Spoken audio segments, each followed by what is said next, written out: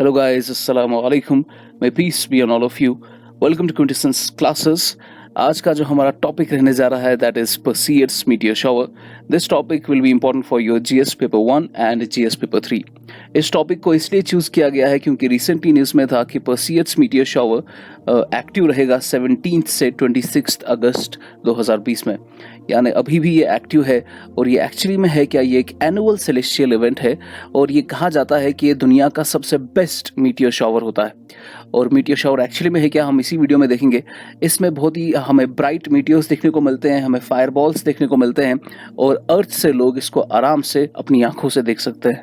अब पर्सियड्स meteor shower कुछ ऐसे देखने को हमें मिलता है और इसमें बिल्कुल क्लियरली हमें ये मीटियर शावर देखने को मिलता है हमारे एटमॉस्फेयर में. अब आगे जाने से पहले हम कुछ इसके की पॉइंट्स डिस्कस कर लेते हैं.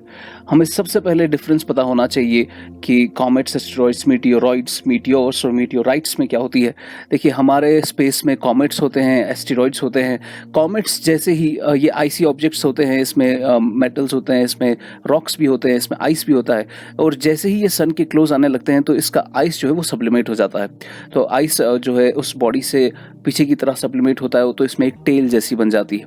ऐसी एस्टेरॉइड्स जब हमारे एटमॉस्फेयर में के नज़दीक आते हैं तो एटमॉस्फेयर के ड्रैग की वजह से, फ्रिक्शन की वजह से इसमें क्रैक्स डेवलप होते हैं. तो ये छोटे छोटे पीसेस में टूट जाता है. इसके छोटे छोटे पीसेस हो सकते हैं या इसका कोई पीस जो है इससे हट के अलग हो सकता है. उन्हीं छोटे छोटे पीसेस को हम मीटियोरॉइड्स कहते हैं जो कॉमेट्स और एस्टेरॉइड से अलग हो जाते हैं. फिर ये मीटियोरॉइड्स जैसे ही हमारे एटमॉस्फेयर में चलने लगते हैं, जैसे हमारे एटमॉस्फेयर के अंदर आ जाते हैं, तो एटमॉस्फेयर के ड्रैग की वजह से इनमें जो है एक फ्रिक्शन की वजह से लाइट, एक स्ट्रीक ऑफ लाइट डेवलप होती है और इनमें फायर डेवलप होती है. तो उनको हम मीटियोर्स कहते हैं. और finally most of the meteors हमारे एटमॉस्फेयर में ही ड्रैग की वजह से पूरी तरीके से वेपराइज हो जाते हैं. लेकिन कोई ना कोई मीटियोर इतना बड़ा होता है कि वो हमारे सरफेस तक आ सके और सरफेस को स्ट्राइक कर सके, अर्थ की सरफेस को. और जैसे ही कोई मीटियोर हमारे अर्थ के सरफेस को स्ट्राइक करता है उसको हम मीटियोराइट कहते हैं. तो एक्चुअली में होता क्या है, हमारे पास कॉमेट्स और एस्टेरॉइड्स होते हैं, उनके कुछ पीसेस अलग हो जाते हैं जिनको हम मीटियोरॉइड्स कहते हैं. वो मीटियोरॉइड्स जब हमारे एटमॉस्फेयर में दाखिल होते हैं उनको हम मीटियोर्स कहते हैं, जब उनमें एक स्ट्रीक ऑफ लाइट डेवलप होती है. और फाइनली वो मीटियोर्स जब अर्थ पे स्ट्राइक करते हैं, अर्थ की सरफेस पे, उसको मीटियोराइट कहते हैं. आपको ये इस इमेज से भी समझ आएगा. ये आपका कॉमेट है जो हमारे स्पेस में चल रहा है, जो ये इसका जो है आइस सब्लिमेट होके पीछे की तरफ आपको दिखाई दे रहा है. ये इसकी टेल है, ये इसका न्यूक्लियस है. तो ये सन की वजह से होता है. ये हमारा एस्टेरॉइड है. जब ये हमारे अर्थ के एटमॉस्फेयर के नजदीक आने लगता है तो इसमें फ्रिक्शन की वजह से, एक ड्रैग की वजह से छोटे छोटे पीसेस अलग हो जाते हैं जिनको हम क्या बोलते हैं, मीटियोरॉइड कहते हैं. अब ये मीटियोरॉइड हमारे अर्थ के एटमॉस्फेयर के नज़दीक आने लगता है और जैसे ही ये हमारे अर्थ के एटमॉस्फेयर के अंदर दाखिल हो जाता है तो इसमें एक फ्रिक्शन की वजह से एक स्ट्रीक ऑफ लाइट डेवलप होती है, फायर डेवलप होती है. और अगर ये मीटियोरॉइड छोटा होगा तो उसको हम मीटियोर कहते हैं और इसमें हमें ज़्यादा स्ट्रीक ऑफ लाइट देखने को नहीं मिलती है. लेकिन अगर ये मीटियोरॉइड काफ़ी बड़ा होगा, जैसे इस केस में काफ़ी बड़ा है, तो इसमें एक लंबी सी हमें स्ट्रीक ऑफ लाइट देखने को मिलती है और इस मीटियोरॉइड को हम एक्चुअली में फायरबॉल कहते हैं. फायरबॉल वो मीटियर होता है जिसकी काफ़ी लंबी स्ट्रीक ऑफ लाइट होती है. वो लंबी स्ट्रीक ऑफ लाइट सिर्फ इसलिए होती है क्योंकि वो मीटियोर काफ़ी बड़ा होता है, बाकी के कंपैरिजन में काफ़ी बड़ा होता है. फाइनली ये फायरबॉल हो या मीटियोर हो, जब ये अर्थ की सरफेस को स्ट्राइक करेगा तो यहाँ पर हम इसको बोलेंगे ये एक मीटियोराइट बन गया है. तो यही हमने डिस्कस किया. मीटियोर क्या है? It's a space rock or meteoroid that enters earth's atmosphere, जो अर्थ के एटमॉस्फेयर में दाखिल हो गया और अर्थ के एटमॉस्फेयर में चल रहा है. मीटियोरॉइड क्या है? These are the objects in space that range in size from dust grains to small asteroids. छोटे छोटे डस्ट ग्रेन्स के जितने भी हो सकते हैं और छोटे छोटे एस्टेरॉइड के जितने भी हमारे मीटियोरॉइड्स होते हैं. यही मीटियोरॉइड जब एटमॉस्फेयर में आएंगे तो मीटियोर कहलाएंगे. Most are pieces of other larger bodies that have been broken और ब्लास्टेड ऑफ. यानी ये मीटियोरॉइड्स आमतौर पर बड़ी बड़ी बॉडीज़ के टुकड़े होते हैं, जैसे कॉमेट्स के और एस्टेरॉइड्स के या प्लैनेट्स और मून के भी. यही मीटियोरॉइड जब अर्थ के एटमॉस्फेयर में आएंगे तो हम उनको मीटियोर कहेंगे. और ये मीटियोर हमारे एटमॉस्फेयर में जाके हाई स्पीड पे चलते हैं और बर्न अप हो जाते हैं, जिसकी वजह से फायरबॉल्स डेवलप होती है या जिनको हम शूटिंग स्टार्स भी कहते हैं. तो आपने देखा होगा एक नाइट स्काई में अचानक से एक स्टार बहुत तेज़ी से चलता है. वो कोई स्टार नहीं होता बल्कि वो यही मीटियोर्स होते हैं जिनको हम शूटिंग स्टार्स कहते हैं. तो आगे हमें ये भी पता होना चाहिए कि फायरबॉल्स क्या है. जैसे मैंने आपको कहा, these are the larger explosions of light that can persist longer than average meteor streak, यानी आमतौर पर मीटियोर्स जितने टाइम के लिए रहते हैं, फायरबॉल्स उससे थोड़ा ज्यादा टाइम के लिए रहते हैं। क्यों? क्योंकि they originate from larger particles of cometary material. ये जो फायरबॉल्स जिससे डेवलप होते हैं वो काफी बड़ी बॉडीज होती हैं मीटियोर के कंपैरिजन में। When a meteorite survives it's journey through the atmosphere and hits the ground, it's called a meteorite. और यही मीटियोराइट जब मीटियोर होके हमारे एटमॉस्फेयर में चल के हमारे ग्राउंड को स्ट्राइक करेगा, उसको हम मीटियोराइट कहते हैं। तो अब हम डिस्कस करेंगे मीटियोर शावर क्या होता है। When earth encounters many meteorites at once, it is called meteor shower. जब हमारे अर्थ में काफ़ी सारे मीटियोराइट्स अंदर आते हैं और मीटियोर बन के शावर होने लगते हैं हमारे अर्थ के एटमॉस्फेयर में, उनको हम मीटियोर शावर कहते हैं। काफ़ी सारे मीटियोराइट्स एट वंस। अब आपको पता है कि कॉमेट्स हमारे अर्थ और बाकी प्लैनेट्स की तरह भी हमारे सन को ऑर्बिट करते हैं। अनलाइक नियरली सर्कुलर ऑर्बिट्स जो हमारे प्लैनेट्स के होते हैं, कुछ सर्कुलर टाइप के या एलिप्टिकल टाइप के ऑर्बिट्स, हमारे जो कॉमेट्स के ऑर्बिट होते हैं वो काफ़ी लॉपसाइडेड होते हैं। जो फॉर एग्जांपल यहाँ पे आपका सन है तो ये आपका यूं कुछ कॉमेट का ऑर्बिट होता है। As a comet gets closer to the sun, जैसे ही कोई कॉमेट हमारे सन के नज़दीक आने लगता है, some of its icy surface boils off. तो मैंने आपको कहा कॉमेट्स में आइस होता है और जैसे ही कोई कॉमेट सन के नज़दीक आने लगता है, उसकी जो सरफेस पे आइस होता है वो थोड़ा जो है बर्न अप हो जाता है या बॉयल ऑफ हो जाता है, सब्लिमेट हो जाता है, releasing lots of particles of dust and rock.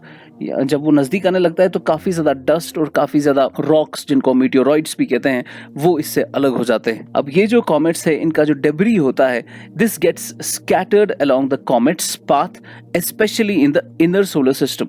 अब देखिए, आपको मालूम है सन के अराउंड जो प्लैनेट्स है, जैसे इनर सोलर सिस्टम में हमारा मर्करी, वीनस, अर्थ, मार्स, ये आपके इनर प्लैनेट्स है। उसके बाद आपका जुपिटर, सैटर्न, ये आपके आउटर प्लैनेट्स है, या इनको हम गैसियस प्लैनेट्स भी कहते हैं। तो ये जो आपके इनर प्लैनेट्स है, जैसे ही कोई कॉमेट इनर प्लैनेट्स के स्पेस में दाखिल होने लगता है, तो आपको मालूम है सन का जो सबसे ज़्यादा इफेक्ट है, सबसे ज़्यादा जो हीट इफेक्ट है, वो काफ़ी ज़्यादा हमें इनर प्लैनेट्स में देखने को मिलता है।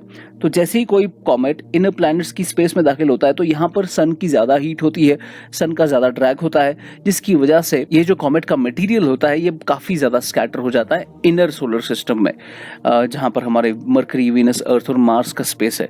As the sun's heat boils off more and more ice and debris, क्योंकि यहाँ पर सन की ज़्यादा हीट होती है, तो ज़्यादा से ज़्यादा आइस और डेब्री इस कॉमेट का बॉयल ऑफ हो जाता है। Then several times each year as earth makes its journey around the sun, its orbit crosses the orbit of a comet. अब ये मैं आपको इस पिक्चर से दिखाऊंगा। ये देखिए, यहाँ पर ये ऑर्बिट है हमारे कॉमेट का और ये ऑर्बिट है हमारे अर्थ का, बीच में हमारा सन है। अब हमारा अर्थ तो कंटिन्यूसली 365 डेज में एक पूरा ऑर्बिट कंप्लीट करता है, लेकिन इस कॉमेट का ऑर्बिट काफ़ी लंबा है, तो इसको काफ़ी साल लगते हैं इसको कंप्लीट करने में। अब हमारा जो कॉमेट है, जैसे ही वो सन के नज़दीक आने लगता है, तो मैंने कहा जैसे ही वो इनर प्लैनेट्स की स्पेस में आने लगता है, तो वहाँ पर सन की ज़्यादा हीट होती है, जिसकी वजह से कॉमेट का जो मटीरियल है वो इस ऑर्बिट में काफ़ी ज़्यादा यहाँ पर स्कैटर हो जाता है। अब यहाँ पर आपके कॉमेट का मटेरियल स्कैटर हो गया, इस पोर्शन में सबसे ज़्यादा स्कैटरिंग होती है।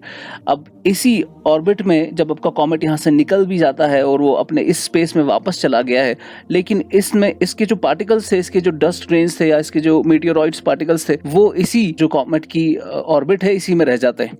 और यहाँ से जब अर्थ अपने ऑर्बिट में आगे चलता है, तो वहाँ पर इसकी क्या होती है, इंटरसेक्शन होती है कॉमेट के ऑर्बिट के साथ। तो कॉमेट का ऑर्बिट क्यों है, अर्थ का ऑर्बिट क्यों है, तो इस पॉइंट पे जब ये एक दूसरे को मीट करते हैं, तो यहाँ पर जो है हमें मीटियोर शावर देखने को मिलता है। क्यों? क्योंकि इन दोनों का ऑर्बिट एक जगह पे मिल रहा है। और यहाँ पर क्या होते हैं, छोटे छोटे मीटियोरॉइड्स होते हैं, तो जैसे ही अर्थ आगे चलता है, तो वो मीटियोरॉइड्स अर्थ के एटमॉस्फेयर में दाखिल होकर एक मीटियोर शावर हमें क्रिएट करके देते हैं। इसमें आपको एक चीज़ याद रखनी है कि जब भी मीटियोर शावर आता है, तो हम उसको नाम जो रखते हैं वो उस कॉन्स्टलेशन पे रखते हैं जहाँ से हमें वो दिखता है कि वो वहाँ से आ रहा है। फॉर एग्जाम्पल, ओराइनिड्स मीटियोर शावर एक मीटियोर शावर है जो हर साल अक्टूबर में आता है। इसको जो हमने नाम दिया है, वो इसकी एक कॉन्स्टलेशन पे नाम दिया है, ओराइन द हंटर। ये आपको ऐसे समझ आएगा कि ओराइनिड मीटियोर शावर है, और इसमें जो कॉमेट आता है सन की तरफ, वो कॉमेट है कॉमेट हेली।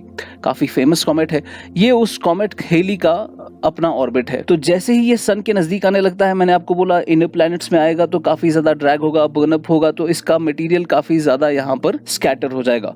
और जब हमारा अर्थ अपने ऑर्बिट में आगे जाएगा, तो जैसे ही हमारा अर्थ इस जगह पर पहुंचेगा जहां पर इस कॉमेट ने अपना मटेरियल स्कैटर किया था, तो हमें एक मीटियोर शावर देखने को मिलेगा। और वो मीटियोर शावर अब कौन से कॉमेट से हुआ है? कॉमेट हेली से। और कॉमेट हेली हमें दिखता है कि वो एक ओराइन द हंटर, जो एक कॉन्स्टलेशन है हमारे स्पेस में, वहां से वो कॉमेट आ रहा है। तो हमने इसका नाम उसी ओराइन द हंटर कॉन्स्टलेशन पे नाम रखा है, ओराइनिड मीटियोर शावर। आपको मैं ओराइन द हंटर कॉन्स्टलेशन दिखाता हूँ। ये देखिए हमारे स्पेस में एक कॉन्स्टलेशन है, कॉन्स्टलेशन ऑफ स्टार्स। स्टार्स का एक ग्रुप होता है जिसको हम कॉन्स्टलेशन कहते हैं। यहीं से हमें कॉमेट हेली देखने को मिलता है कि वहां से वो आ रहा है। वो एक्चुअली वहां से नहीं होता, बल्कि it appears to come from there, इसीलिए हमने उसका नाम ओराइनिड मीटियोर शावर रखा है इसी ओराइन कॉन्स्टलेशन पर। ऐसे ही अब जो हमारा मीटियोर शावर अभी हो रहा है वो पर्सियड्स मीटियोर शावर है। ये हर साल मिड अगस्त में हमें देखने को मिलता है। It was first observed over 2000 years ago, 2000 साल पहले पहली बार पर्सियड्स मीटियोर शावर देखा गया था। पर्सियड्स occur as Earth runs into pieces of cosmic debris left behind the comet Swift Tuttle। जैसे मैंने आपको कहा अभी Orionids meteor shower comet Halley से लिंक्ड है, वैसे ही Perseids meteor shower comet Swift Tuttle से लिंक्ड है। कॉमेट स्विफ्ट टटल एक कॉमेट है जिसका कुछ यूं उसका ऑर्बिट है। तो इस ऑर्बिट में मैंने आपको कहा कॉमेट के ऑर्बिट में इसके पार्टिकल्स कुछ स्कैटर हो जाते हैं। तो यहाँ से जब हमारा अर्थ इसी जगह इसके ऑर्बिट से गुजरने लगता है तो यहाँ पे हमें पर्सियड्स मीटियोर शावर देखने को मिलता है। तो अब एक चीज़ आपको याद रखनी है, पर्सियड्स मीटियोर शावर में कौन सा कॉमेट लिंक्ड होता है, कौन से कॉमेट का वो ऑर्बिट होता है? Comet Swift Tuttle. ये दो साइंटिस्ट थे जिन्होंने ये कॉमेट डिस्कवर किया था 1862 में, लिविस स्विफ्ट और होरेस टटल। और इन्होंने ये कहा था कि it takes 133 years to complete one rotation around the sun, कि ये जो इसका यहाँ पर आपको दिखाई दे रहा है, ये इसका पूरा जो ऑर्बिट है, इस पूरे ऑर्बिट को एक बार रिवोल्यूशन करने में इसको 133 साल लगते हैं। फाइनली आपको ये भी याद रखना है कि इस कॉमेट का जो डेब्री है वो 27 किलोमीटर्स वाइड है, यानी ये जो इसके पार्टिकल्स स्कैटर्ड है ये टोटल 27 किलोमीटर्स वाइड है।